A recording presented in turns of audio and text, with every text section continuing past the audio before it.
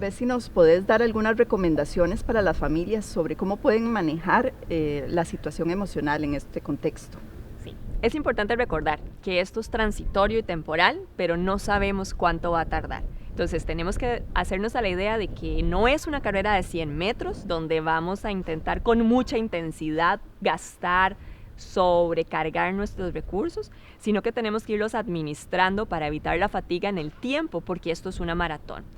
Asimismo, deberíamos siempre poder reconocernos unos a otros en nuestro sistema familiar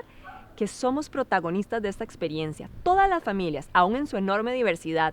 en diferentes estratos socioeconómicos, las que tienen que sobrevivir día a día buscando su alimento o las que pueden prever, por ejemplo, 15 días de alimentos, las que en un solo cuarto tienen su cocina, su espacio de interacción y además allí ahora hay que estar haciendo tareas o estudiar, como las que tenían previsto 1 o 2 escritorios, pero no tal vez 3 o 4 para las personas que están teletrabajando. Toda esa diversidad de familias están siendo protagonistas. Reconocernos protagonistas es fundamental.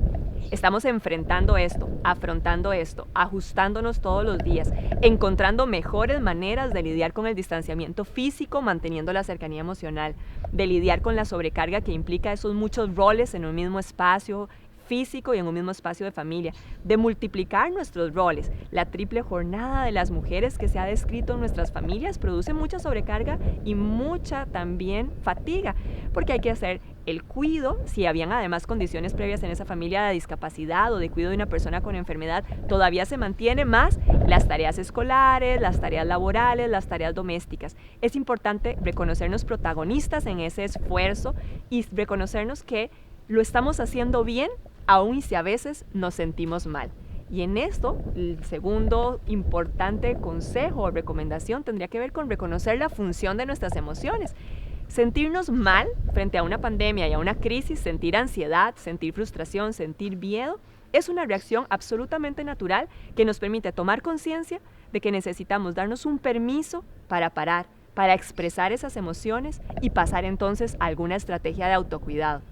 Y por estrategia de autocuidado no estamos diciendo darnos un día libre en un parque, que quizás no es posible, o permitirnos abandonar algunas de nuestras actividades, que quizás no es posible en el nivel de demanda que tenemos, pero sí, por ejemplo, tener tiempo de reconocer,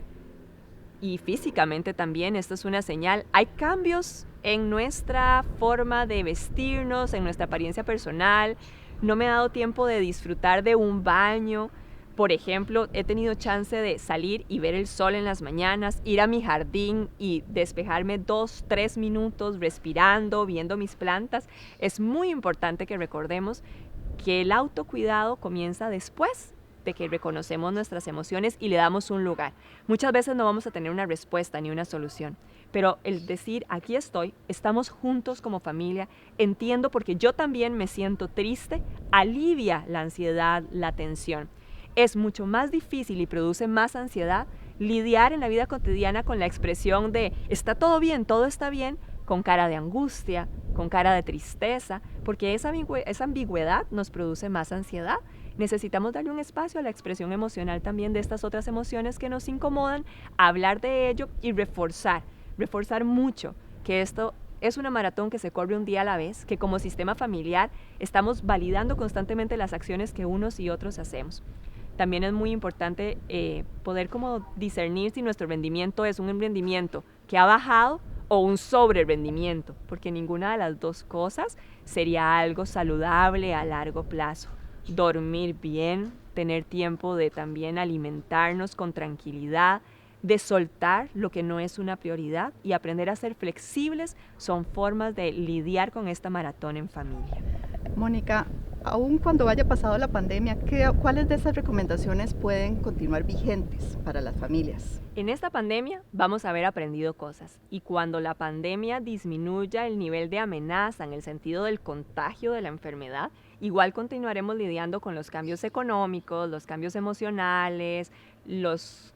las situaciones o los cambios que ya acontecían en nuestra familia que se van a ver cronificado. Y entonces tenemos que seguirle dando espacio a la expresión emocional, pero más importante aún, tenemos que encontrar cuáles fueron nuestros aliados del cuidado o aliados del cuido. ¿Y a qué me refiero con esto? No son solo personas o vínculos o llamadas telefónicas que podemos hacer a veces, son también las distracciones que nos permiten un tiempo de pausa, reconexión con nosotros y volver a continuar o intentar continuar con las tareas. Son también, por ejemplo, la música, es también la conexión con la espiritualidad. Muchas veces puede ser una mascota, el tiempo de parar y decir, voy a conectarme con mi mascota, voy a conectarme con mi jardín. Todos estos elementos que no son solo personas, sino también son nuestros recursos fuertes, son nuestros aliados, fueron nuestros aliados durante la pandemia y si les reconocemos y les damos un espacio, nos van a ayudar a lidiar con las secuelas del estrés crónico que vivimos en la pandemia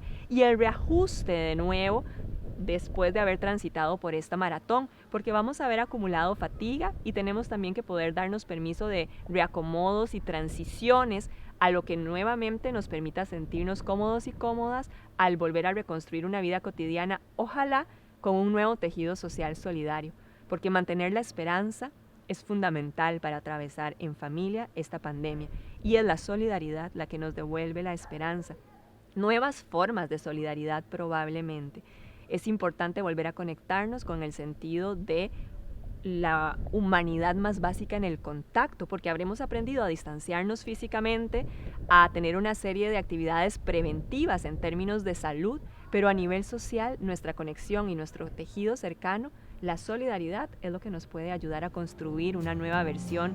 probablemente que implica cambios en nuestras formas previas de interacción, pero ojalá una interacción que construya socialmente un sentido de comunidad.